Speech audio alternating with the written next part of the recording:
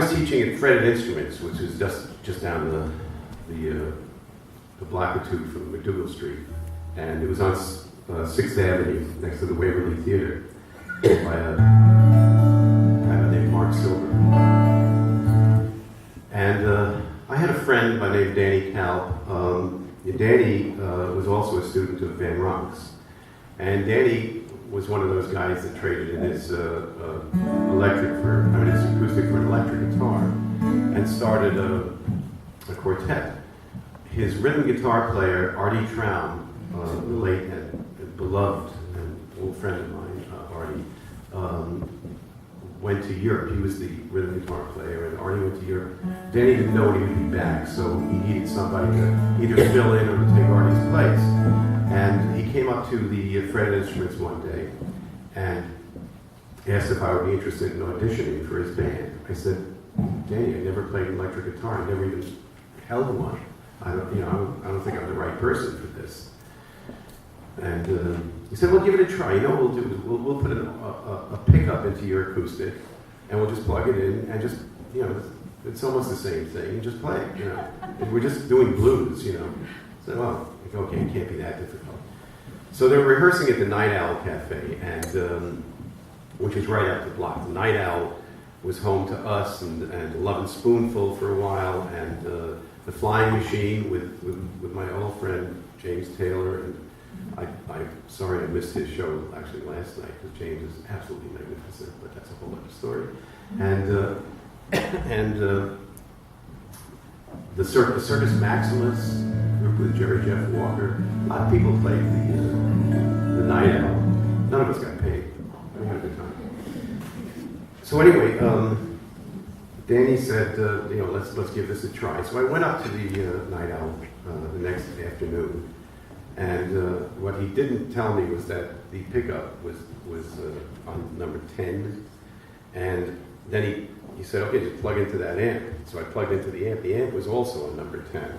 So I don't know if you know what happens at, when everything is on number 10, but you get this thing called feedback, which I wasn't used to because I had never played the electric guitar before. I thought I was being attacked by a gang of elephants. And it was like so intimidating that I just turned everything to 0 and played through the set. I figured, there's no way I'm getting this job, but what the heck.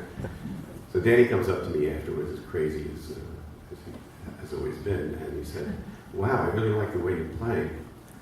You have the job. So the next day I traded in my acoustic guitar and joined what became the Blues Project. And it was myself and Danny and Andy Roy and Tommy Flanders, and we added a keyboard player by the name of Al Cooper. And I'm going to skip the first album for a second and tell you a story about it, because our record company was so bad. They were so awful. It's called Verve Folkways. And I invite a lawsuit because at this point they're all dead anyway. But evidently God got even for things that they did to us, like not giving us any budgets and stuff like that. We used to go into the studio, and like I had a vocal to do, and they would say, no, you can't do it, because Eric Burden's in next, and Eric's waiting for his session. I said, can I just, there are notes that are flat in here, can I just redo it? No, you can't. And this is the kind of record company that here's a perfect story. So for the second album, which was a studio, I had written a song called September 5th. And we recorded it. The album was finished. We handed the tapes into the record company, the tapes and most of the artwork. I thought they had everything. And we were on the road. And we had a manager, and I don't want to badmouth anybody, but this guy was a moron. And Verve Folkways forecasted, because they changed it for forecast after a while. They called this guy and they said, Jeff, okay, we have the tapes, we have the master tapes, we have the artwork, we're missing one thing. We don't know what the second song is on the first side. Meanwhile, we're on the road, and in those days there's no cell phones or anything, you can't get in touch with people right away. So Jeff says, second song, first song, second song, oh, you mean Steve's song? Thanks, Jeff. Hung up, and I get off the road, and I look at the album, the artwork, and it says, second song, first song, Steve's song.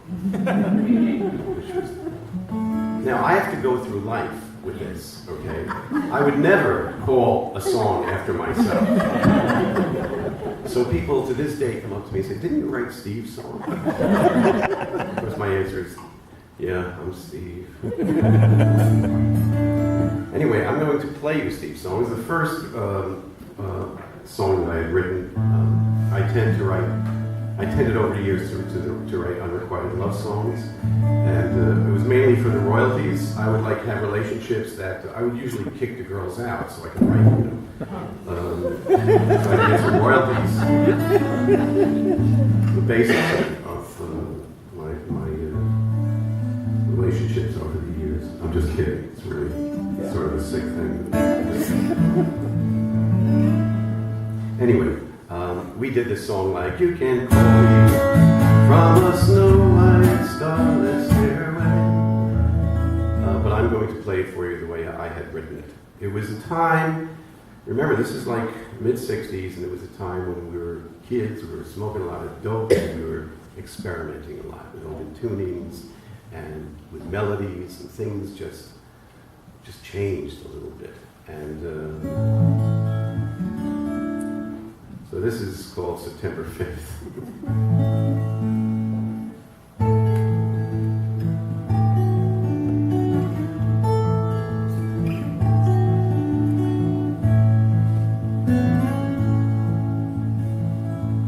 You can call me from a snow-white starlit stairway.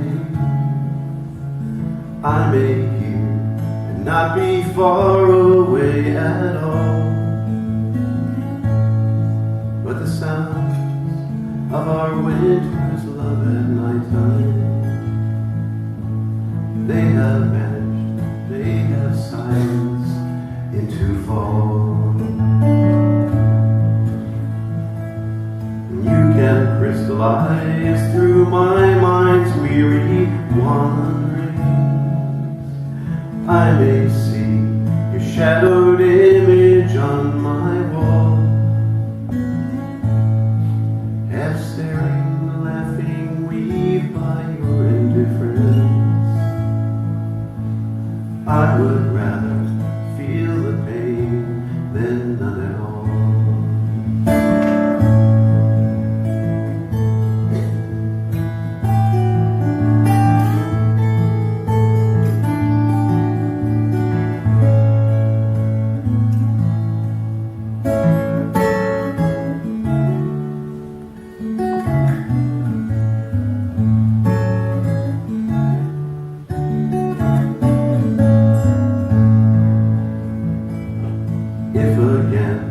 I really see your face before me,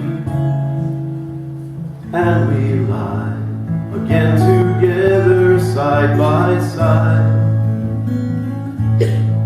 Don't call me as I walk in